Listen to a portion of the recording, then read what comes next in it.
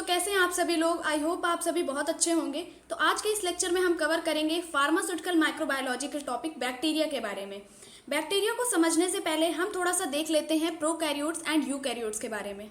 Exam में हमारा prokaryote and eukaryote के बारे में 2 मार्क्स में क्वेश्चन आता है, जिसमें आप 4 to 5 डिफरेंस लिख सकते हैं। ठीक है, तो वही हम यहाँ पर देख लेते हैं।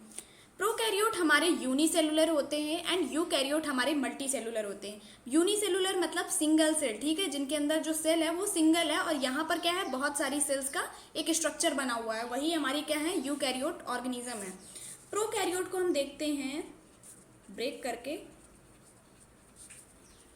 तो कुछ इस तरह से अगर हम इसको तोड़े, ठीक है, तो प्रो का मतलब है बिफोर, जहां भी प्रो वर्ड आ जाते हैं, प्री वर्ड आ जाते हैं, ठीक है, तो इनका मतलब क्या होता है, बिफोर। एंड कैरियोस का मतलब होता है सेंटर। अच्छा, कभी भी ध्यान देना, जब हमारी बॉडी है, बॉडी के हमेशा सेंटर में क्या प्रेजेंट होता है, न्यूक्लियस प्रेजेंट, ठीक है, न्यूक्लियस हमारा प्रेजेंट होता है। तो यहाँ पर यही है कि न्यूक्लियस के पहले की जो भी कहानी मीन्स बिफोर न्यूक्लियस, ये हम कह सकते हैं लैक ऑफ न्यूक्लियस, न्यूक्लियस की कमी, ठीक है।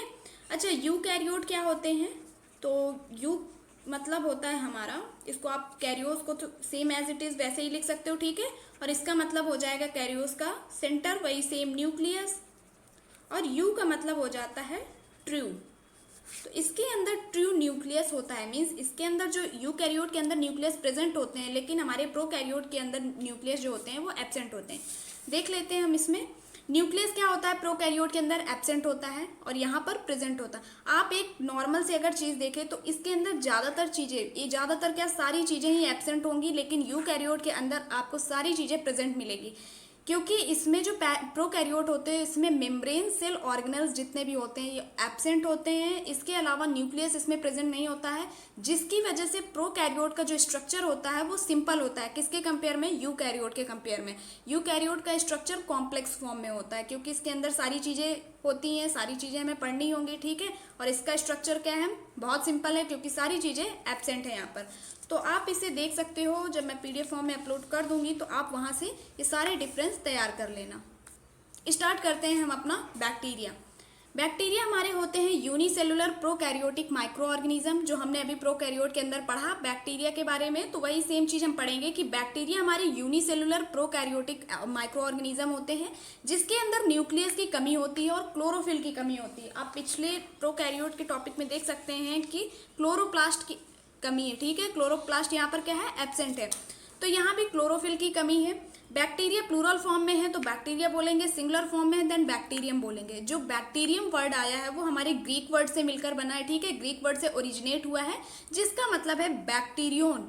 बैक्टीरियोन मतलब लिटिल रॉड। जो हमारा बैक्टीरिया होता है वो कुछ रॉड शेप में होता है, थोड़ा ऐसे होता है, ठीक है, रॉड शेप में होता है, तो इसी वजह से इसको रिप्रेजेंट किया गया है बैक्टीरिया को लिटिल रॉड से। Bacteria cell wall has simpler internal structure. अभी हमने आपको बताया कि जो बैक्टीरिया होता है, क्योंकि ये प्रोकैरियोटिक माइक्रो ऑर्गेनिज्म है और प्रोकैरियोटिक के अंदर जितना भी स्ट्रक्चर वाला पार्ट है वो बहुत सिंपल होगा। क्यों? क्योंकि उसके अंदर एक तो न्यूक्लियस और दूसरा membrane bound cell organelles like mitochondria, lysosome, Golgi complex, ठीक है, प्लास्टिड, एंडोप्लाज्मिक रेटिकुलम, ये सभी चीज़ें क्या होती हैं उसके अंदर एब्सेंट होती हैं, जिसकी वजह से जो उसका स्ट्रक्चर होता है वो बहुत सिंपल होता है। बैक्टीरिया के स्टडी को हम बैक्टीरियोलॉजी बोलते हैं and bacteria was very small micro organism. बहुत छोटे से आप लोग पढ़ते चले आ रहे हो कि जो बैक्टीरिया, वायरस, ये सभी चीज़ें होते हैं माइक्रो ऑर्गेनिज्म, ये बहुत छोटे होते हैं, जिनको हम अपनी नेक्ड आई से, जिनको हम अपनी नॉर्मल आई से देख नहीं सकते हैं, हमें इनको माइक्रोस्कोप के थ्रू देखना होगा। They are present in water, soil, air, food and all natural environments. ये वाटर के अंदर, सॉइल के अंदर, मीन्स अपने नेचर में हर जगह प्रेजेंट है बैक्टीरिया, ठीक है, ऐसी कोई भी जगह नहीं है जहाँ पर बैक्टीरिया हमें ना मिले। Antonie van Leeuwenhoek in 1676 first discover observe bacteria named as animalcules. जो हमारे साइंटिस्ट हैं इन्होंने सबसे पहले 1676 में बैक्टीरिया को ऑब्जर्व किया था, और तब उन्होंने बैक्टीरिया नेम नहीं दिया था, उन्होंने दिया था एनिमैलिक्यूल्स, मतलब लिटिल एनिमल्स, क्योंकि छोटे थे तो उन्होंने नेम दे दिया little animals, animalcules. All the actions takes place in the cytosol और साइटोप्लाज्मिक मेम्ब्रेन। जितने भी बैक्टीरिया के मेटाबॉलिक एक्शंस होंगे, मेटाबॉलिक प्रोसेस होंगी, वो सभी कहाँ पर होंगी? साइटोसॉल के अंदर होंगी, मीन्स साइटोप्लाज्मिक मेम्ब्रेन के अंदर होगी। साइटोप्लाज्मिक मेम्ब्रेन के बारे में अभी हम डिटेल में स्ट्रक्चर में देखेंगे। Their size can be measured in micrometer, जो इसका साइज होता है वो माइक्रोन के फॉर्म में हम क्या करते हैं? मेजर करते हैं। अगर हम बैक्टीरिया के स्ट्रक्चर देखें तो वो कुछ इस तरह से होता है, रॉड शेप्ड स्ट्रक्चर, ठीक है, जिसमें एक पूंछ होती है जिसे हम फ्लैजला भी बोलते हैं, और इसमें cell wall, ribosome, chromosome, plasma membrane सारा कुछ प्रेजेंट होता है, जो कि हम आगे समझेंगे।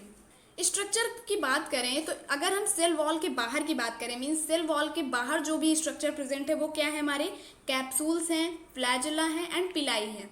Structure present inside the cell wall, जो भी सेल वॉल के अंदर स्ट्रक्चर हैं उन्हें हम कहेंगे सेल वॉल, साइटोप्लाज्मिक मेम्ब्रेन, ठीक है। इसे हम प्लाज्मा मेम्ब्रेन भी बोलते हैं, साइटोप्लाज्मिक मेम्ब्रेन को।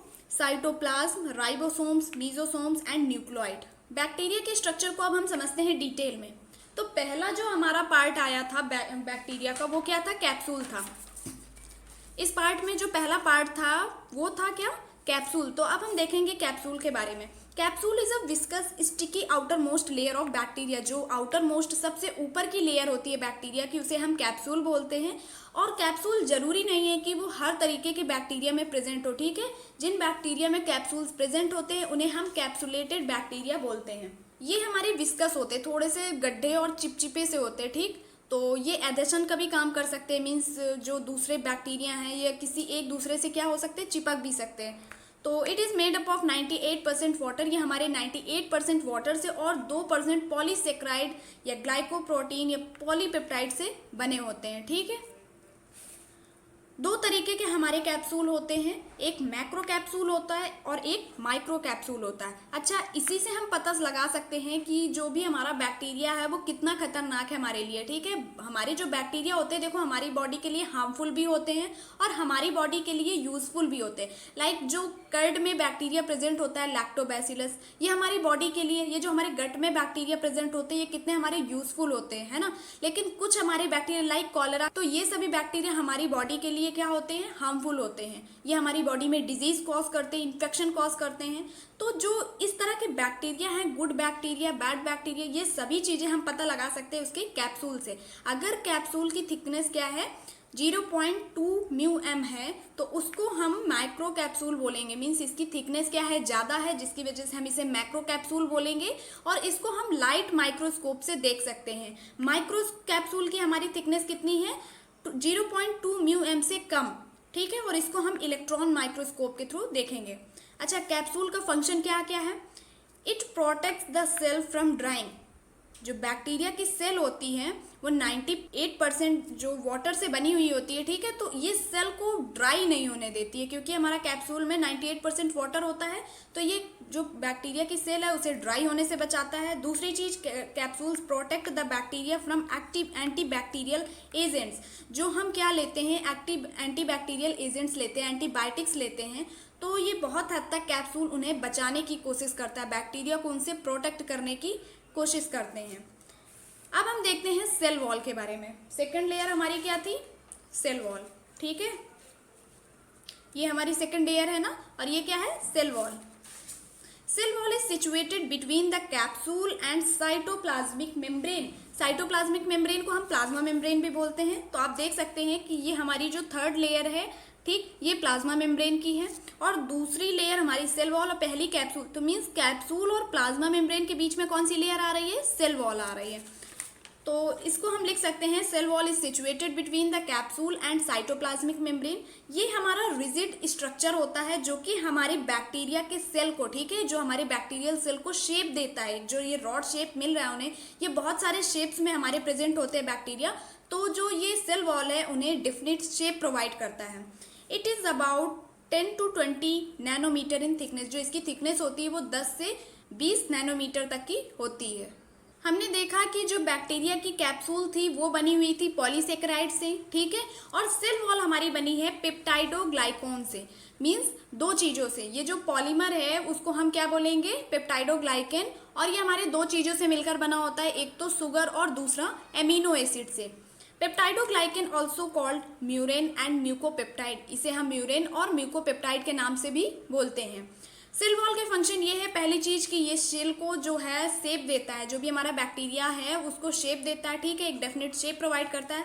दूसरी चीज उसकी ग्रोथ में हेल्प करता है, और जो सेल का डिवीजन होता है ना, बैक्टीरिया में जो सेल डिवाइड होते हैं 1 से 2, 2 से 4, तो इसमें भी हमारा सेल वॉल हेल्प करता है। It gives protection to the internal structure and acts as supporting layer.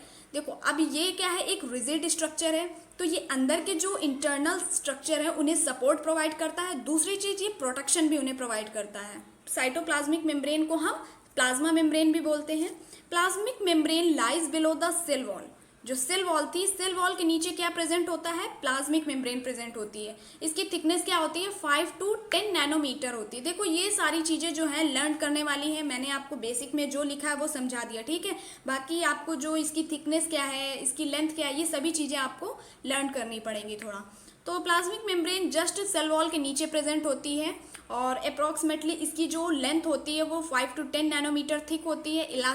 Elastic मतलब थोड़ा सा ये खिंचता है, ठीक है। एंड कंपोज्ड ऑफ 30% फॉस्फोलिपिड, ठीक। ये बहुत इंपॉर्टेंट है कि कौन सी जो लेयर वो किस चीज़ की बनी हुई है। लाइक पहली लेयर हमारी जो कैप्सूल थी वो पॉलीसेक्राइड की बनी थी, दूसरी लेयर सेल वॉल जो हमारी पेप्टाइडोग्लाइकॉन से बनी थी, और तीसरी सेल हमारी प्लाज्मा मेम्ब्रेन जो कि हमारी फॉस्फोलिपिड और प्रोटीन से मिलकर बनी हुई है, ठीक है।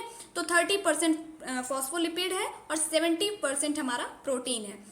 जो हमारे फॉस्फोलिपिड मॉलिक्यूल्स होते हैं वो 2 पैरेलल रोज में अरेंज होते हैं, जिन्हें हम फॉस्फोलिपिड बाइलेयर बोलते हैं। तो it acts as semi permeable membrane regulating the flow of material in and out of the cell. Means जो भी अंदर मटेरियल प्रेजेंट है वो अंदर से बाहर और बाहर से अंदर ना जा सके, ठीक है। तो ऐसा ये मेम्ब्रेन एज अ बैरियर ये वर्क करता है। दूसरी चीज मैकेनिकल स्ट्रेंथ प्रोवाइड करता है, बैक्टीरियल सेल को एक स्ट्रेंथ प्रोवाइड करता है, और जो भी हार्मफुल सब्सटेंस होते हैं, ठीक है, सब्सटेंस को ये अंदर नहीं जाने देता है, प्रिवेंट करता है उन हार्मफुल सब्सटेंस को अंदर जाने से, बैक्टीरिया की सेल में ये एंटर नहीं करने देते। अब साइटोप्लाज्म क्या होता है, साइटोप्लाज्म एक जेलेटिनियस लिक्विड है, मीन्स जेल लाइक लिक्विड है, जो कि हमारे किसके सेल के अंदर भरा हुआ होता है, ठीक है। जो मान लो ये बैक्टीरिया का सेल है, मान लीजिए ये बैक्टीरिया है, ठीक है। तो बैक्टीरिया के अंदर क्या है, ये मान लो ये पूरा स्ट्रक्चर है, तो यहाँ पर जो ये अंदर का पार्ट है, ठीक है, प्लाज्मा मेम्ब्रेन के अंदर, तो यहाँ पर क्या भरा हुआ है, साइटोप्लाज्म। और जो ये लिक्विड फिल होता है ना, इसे बच्चों साइटोसोल बोलते हैं, ठीक है। जो ये लिक्विड फिल होता है इसे हम साइटोसोल बोलते हैं, और बाकी हमारा क्या है, जेल लाइक लिक्विड जो है उसे साइटोप्लाज्म बोलते हैं। तो cytoplasm is the gel like liquid that fills inside the cell and enclosed by cell membrane. और क्या होता है, सेल मेम्ब्रेन से ये बंद होता है, सराउंड होता है, कवर होता है, ठीक है। The liquid component of the cytoplasm is called as cytosol. जो लिक्विड कंपोनेंट प्रेजेंट होते हैं, मीन्स जो भी लिक्विड्स के अंदर कंपोनेंट्स प्रेजेंट होते हैं वो हमारे क्या होते हैं, साइटोसोल होते हैं। अगर हम समझे तो जो साइटोसोल है एक तालाब की तरह है, ठीक है। मान लीजिए ये कोई तालाब है, ठीक है, और इसमें सभी कंपोनेंट्स क्या हो रहे हैं, फ्लोट कर रहे हैं, तैर रहे हैं। ये लिक्विड है पानी की तरह, ठीक है, और इसमें जितने भी हमारे क्या हैं कंपोनेंट्स हैं वो फ्लोट कर रहे हैं, ठीक। तो इसमें हमारे देखिए ये जो अंदर लिक्विड टाइप में फिल है ये पूरा क्या है, साइटोप्लाज्म है। देखिए ये जो लिक्विड पार्ट है पूरा, ठीक है, इसको हमने ये डॉट डॉट से बना रखा है, तो ये साइटोप्लाज्म है। और साइटोप्लाज्म के अंदर ये जितने भी हमारे ऑर्गेनेल्स या फिर जितनी भी चीज़ें प्रेजेंट है वो फ्लोट कर रही हैं उसके अंदर। They are rich in ribosomes, DNA and fluid. ये हमारा क्या है, इसमें क्या क्या प्रेजेंट होता है, राइबोसोम होता है, डीएनए होता है और फ्लूइड प्रेजेंट होता है। It contains 80% water. इसमें क्या होता है, 80% वाटर होता है क्योंकि पूरा तो फ्लूइड का बना होता है। And 20% salts and protein present होते हैं। इसका फंक्शन क्या है कि साइटोप्लाज्म के अंदर जितनी भी मेटाबॉलिक एक्टिविटीज हो रही हैं, क्योंकि हम देख सकते हैं कि जितनी भी चीज़ें प्रेजेंट है वो साइटोसोल में ही प्रेजेंट है। लाइक हमारा जो क्रोमोसोम है ये भी मीजोसोम, ठीक है, राइबोसोम, ये सभी प्रोटीन सिंथेसिस के, जैसे राइबोसोम हमारा प्रोटीन सिंथेसिस के लिए हेल्पफुल होता है। तो जितनी भी मेटाबॉलिक प्रोसेस हो रही है, जितनी भी चीज़ें हो रही हैं वो कहाँ पर हो रही हैं, साइटोप्लाज्म के अंदर हो रही हैं। तो इसीलिए हमने यहाँ पर बताया है कि मेटाबॉलिक एक्टिविटीज साइटोप्लाज्म के अंदर होती हैं। दूसरी चीज़, ये रेस्पिरेशन, सेलुलर रेस्पिरेशन में बहुत हेल्प करता है और सेल को मेंटेन करने के लिए, उसके शेप को मेंटेन करने के लिए भी हेल्पफुल होता है। राइबोसोम्स हमारे क्या होते हैं? अगर हम राइबोसोम को समझे तो ये हमारी प्रोटीन सिंथेसिस की फैक्ट्री है, ठीक है। यहाँ पर क्या है, प्रोटीन हमारे बनते हैं। Ribosomes are specialised cell organelles and are found in both prokaryotic and eukaryotic cell. जो राइबोसोम्स होते हैं वो बहुत ही स्पेशलाइज्ड सेल ऑर्गेनेल्स होते हैं, ठीक है, जो कि हमारे प्रोकैरियोट और यूकैरियोट दोनों के अंदर हमारे पाए जाते हैं। Ribosomes are located inside the cytosol. जो हमारे राइबोसोम होते हैं वो साइटोसोल के अंदर प्रेजेंट होते हैं। हम देख सकते हैं कि ये हमारा साइटोसोल है, ठीक है, और इसके अंदर हमारे राइबोसोम प्रेजेंट है। ये राइबोसोम प्रेजेंट है, ये यहाँ पर, ठीक है। तो ये सभी राइबोसोम्स इसके अंदर प्रेजेंट होते हैं। Found in plant and animal cells, और ये हमारे प्लांट और एनिमल सेल्स दोनों में ही पाए जाते हैं। Ribosome composed of RNA and protein. जो राइबोसोम है इसके अंदर क्या क्या कंसिस्ट कर सकते हैं हम, आरएनए और प्रोटीन प्रेजेंट होता है। दो तरीके के हमारे राइबोसोम होते हैं, एक तो 70S राइबोसोम होता है और एक 80S राइबोसोम होता है। जो 70S राइबोसोम होता है वो प्रोकैरियोटिक सेल के अंदर पाया जाता है, और जो 80S राइबोसोम है वो हमारा यूकैरियोटिक सेल के अंदर पाया जाता है। प्रोकैरियोटिक में हम 50S एंड 30S कर सकते हैं 30S राइबोसोम के लिए, 80S राइबोसोम के लिए हम 60 एंड 40S कर देंगे, ठीक है। फंक्शन क्या है? जो मेन फंक्शन है वो है प्रोटीन सिंथेसिस का, ठीक है। राइबोसोम में क्या होता है, प्रोटीन का फॉर्मेशन होता है। किससे?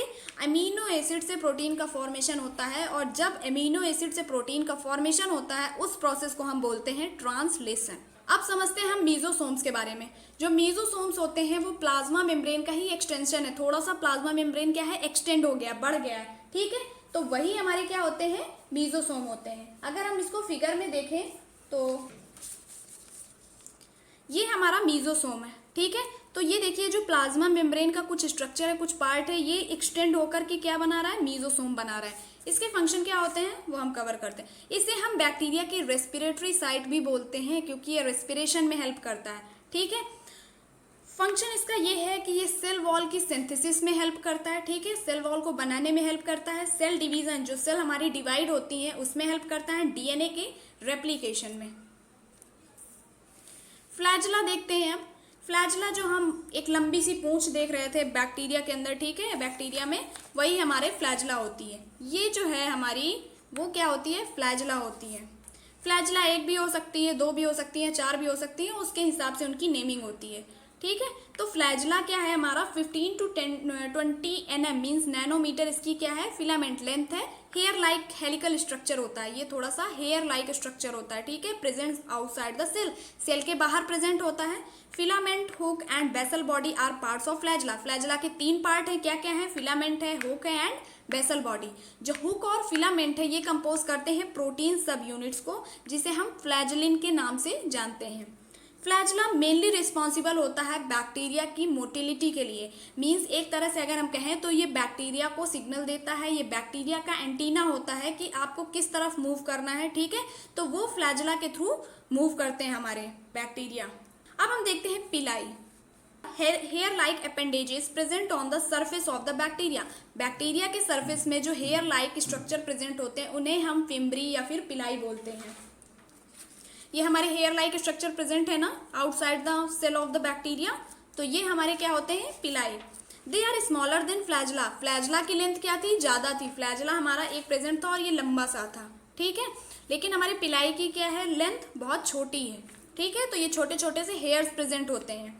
इसकी लेंथ और डायमीटर यहाँ पर दी गई है, ठीक है। And they are made up of protein pilin, ठीक। ये जो हमारे बने हुए हैं ये किसके बने हुए हैं, प्रोटीन पाइलिन से मिलकर बने हुए हैं। ये मेनली क्यों प्रेजेंट होते हैं, इसे हम ऑर्गन ऑफ एडेशन भी बोलते हैं। क्यों? क्योंकि ये अटैचमेंट का रोल प्ले करता है। इसका जो रोल है वो अटैचमेंट का है। अब हम समझते हैं अपना मॉर्फोलॉजिकल क्लासिफिकेशन। जब किसी भी चीज़ को हम साइज एंड शेप के बेसिस में क्लासीफाई करें तो वो हमारा होता है मॉर्फोलॉजिकल क्लासिफिकेशन, ठीक है। फर्स्ट है हमारा कॉक्सी। कॉक्सी आर स्पेरिकल और ओवल शेप्ड सेल्स। जो कॉक्सी होते हैं वो हमारे स्पेरिकल और ओवल शेप्ड सेल्स होते हैं। इसका एग्जाम्पल हो गया हमारा माइक्रोकोकस। ये इसका डायग्राम दिया हुआ है। कॉक्सी आर फर्दर सब डिवाइडेड इंटू फॉलोइंग पार्ट्स। तो फर्स्ट है हमारा मोनोकॉक्सी। जो मोनोकॉक्सी होता है इसको हम मेनली इसके अकॉर्डिंग कर सकते हैं। मोनो मतलब सिंगल, डाई मतलब क्या होता है, पेयर में, ठीक है। तो आप इनको नेम के अकॉर्डिंग कॉक्सी को डिवाइड कर सकते हो।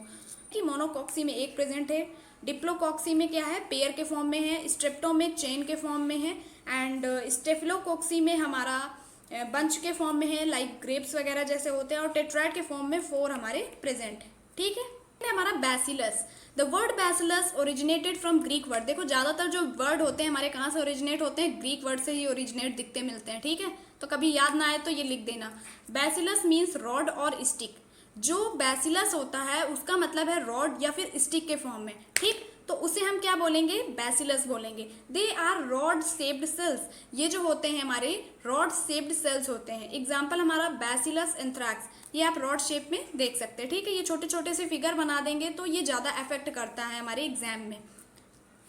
विब्रियोज में हमारा क्या आ जाता है, कॉमा शेप्ड। आप जैसा कॉमा लगाते हैं ना, या कर्व रॉड होते हैं उस फॉर्म में ये हमारे होते हैं। ठीक है, इसका एग्जाम्पल हो गया हमारा विब्रियो कॉमा। स्प्रिला, इसमें क्या होता है, the word Spyra originate from Greek word Spyra means coil. Spiral क्या होता है, आपने देखा ना, कॉइल जो हमारी बुक्स आती है स्पाइरल वाली, वो कॉइल शेप में होती है। तो आप उससे ये दिमाग में रखिए कि स्पाइरल मतलब जो बुक आती है कॉइल में, तो कॉइल या फिर हेलिकल स्ट्रक्चर, तो ये कॉइल के फॉर्म में हमारी कुछ प्रेजेंट होती है। ठीक है, इसका एग्जाम्पल हमारा हो गया स्पिरिलियम रूप्रेम। अब हमारा 5th है spirochetes. The word spirochetes derive from spiro means coil. Spiro मतलब आया, स्पाइरल से वर्ड रिलेट कर रहा है, तो कॉइल, एंड चेट मतलब मीनिंग हेयर। तो ये हमारे हैं मॉर्फोलॉजिकल क्लासिफिकेशन के पार्ट, और यहाँ से हमारा बैक्टीरिया का टॉपिक होता है ख़त्म। ठीक है, इसके आगे हमारे जो उनके ग्रोथ के लिए कल्चर मीडिया और न्यूट्रिशनल रिक्वायरमेंट क्या है, ये सभी हम अगले टॉपिक में अगले लेक्चर में कवर करेंगे। और इतना आपकी एग्ज़ाम से सफिशिएंट है। ठीक है, और आप लोग ट्राई करना कि PDF जो हैं हमने अपलोड किए हैं उनको ट्राई करना कि प्रिंट मत कराओ, खुद से लिखो। ठीक, तो वो आपके दिमाग में ज़्यादा अच्छे से कवर करेगा। नोट्स मैंने आपको टेलीग्राम चैनल में प्रोवाइड कर दिए हैं, सो प्लीज़ आप वहाँ से नोट्स को देख सकते हैं। और आई होप गाइज आपको ये वीडियो पसंद आएगी। वीडियो पसंद आए तो लाइक, शेयर एंड सब्सक्राइब जरूर करें, and thanks for watching the video.